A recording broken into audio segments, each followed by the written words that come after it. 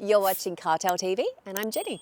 Today we have the all-new 2025 Kia Carnival GT-Line Hybrid. This has become known as the benchmark in people movers.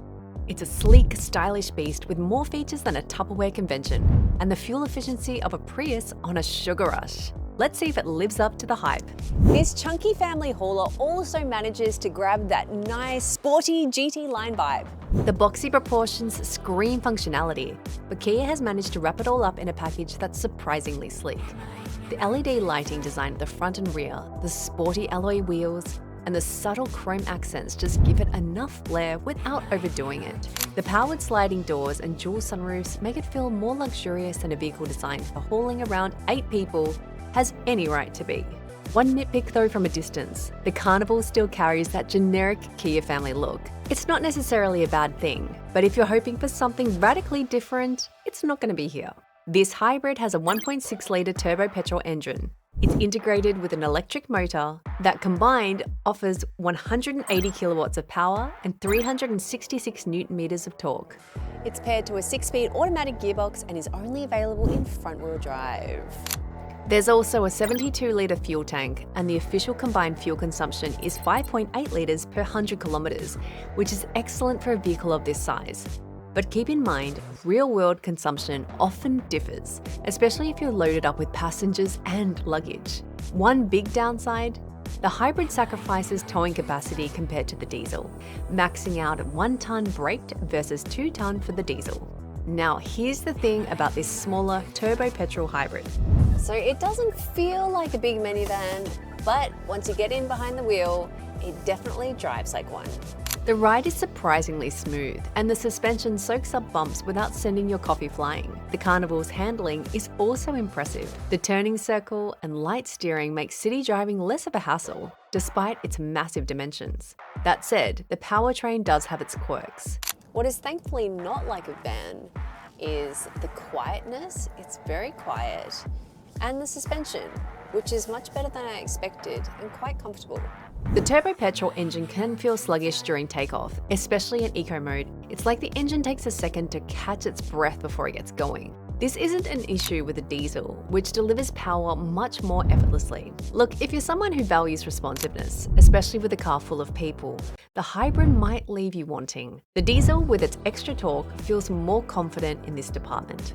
I did get to experience driving the diesel a little bit, and I felt that that was probably my preference in terms of the powertrain for the Carnival. Now inside, this feels nothing like a van. So Kia are justified in calling it a GUV, which means Grand Utility Vehicle. So the interior is sleek and minimalist and modern, but not fatty modern. It's quite classic, and in the way the lines and the contours are really nice. I'm definitely getting some hints of BMW and Mazda's luxury line too. So there's lots of functional storage in here, like really big tray for phones with a charging spot. The bottle holders actually do fit big bottles, which is nice. I think a lot of us are carrying those massive ones lately. Really big storage in the armrest. There's some little pockets down here as well. Oh, the driver's side has one. And we've got the fairly standard on the doors. I do really like the ergonomic layout here with the buttons and the dials and even the infotainment and utility all facing. It's nice. I, of course, would prefer actual press buttons, but this is a nice alternative. The interior of the Carnival is where Kia has really outdone themselves. The 12.3-inch curved dual displays, one for infotainment, the other for driver information, make the cockpit feel futuristic. And while some menus are buried, the overall interface is very user-friendly. The seating layout is where the Carnival shines. There's plenty of legroom and headroom in all 3 rows, and even taller passengers will find the 3rd row comfortable enough, which is something that can't be said for most 3rd row SUVs. Hop into the back and prepare to be wowed. It's feature-packed back here, plenty of headroom, legroom. You have got cup holders and cup holders here. Not quite big enough for my bottle, so I will complain slightly about that. The seats recline, they move forward and back, and you've got your own little sunroof, which I like better than the panoramic, to be honest, living in Australia. And you can shut it of your own accord, so lots of nice natural light too. And the back row is, as one would expect, not overly comfortable, but definitely not horrible. One thing I've noticed is that the cup holders get smaller each row you go back. You have got your own little window blinds, and there is a USB-C on both sides. Seriously, every row has ample legroom and headroom, even for the tallest passengers. The second row seats are versatile. They slide, fold, and even flip around. Plus, there are 5 ISOFIX points, so if you're ferrying half a daycare, you're covered. Storage is also a major win. The center console, door pockets, and rear storage wells offer more space than most families will ever need. I do love the keys, really ergonomic in your hand, has heaps of options. You can open the side doors, you can move the car forward and backwards, you can turn it on, and the boot and lock. All the functions are really well thought out. There's great attention to detail. You've even got the side doors which you can open from the front.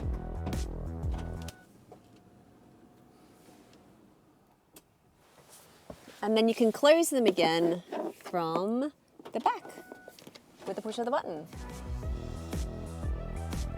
I want to mention this hybrid loses the spare tyre for a sad little repair kit, although that's pretty common nowadays. But other than that, Kia didn't skimp on safety features. We're talking a whole suite of airbags, blind spot monitoring, lane departure warning, the works. Dimensions on this heifer are large, and it definitely needs its surround view camera. Lower trims only get a reversing camera. And now let's talk money. The Carnival Hybrid GT line is priced at around $76,000 without on-roads, making it the most expensive Carnival trim. For context, the diesel GT line comes in at $72,910, and the base Carnival starts from $50,000. That's a significant price hike for hybrid efficiency. Whether the fuel savings justify the premium price will depend on how much driving you do. Time to get your calculator out. This Carnival Hybrid is perfect for the economically conscious family or large group of people who want a lot of space. Think soccer teams, road trips with the in-laws, or just a massive amount of stuff to haul around. But if you're on a tight budget or prioritize power over fuel efficiency, the diesel Carnival might be your better choice. Along with being a great addition to the Carnival lineup, it's also the first hybrid luxury people mover under 100K.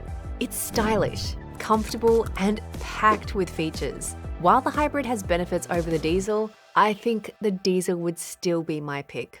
Still, if you're looking for a luxurious, fuel-efficient minivan that can handle the whole crew in style, this Carnival Hybrid is going to be worth a test drive. Thanks again for watching CarTell.tv. So what do you think? Is this Carnival the ultimate family chariot? Let us know in the comments, and we'll see you next time. Peace!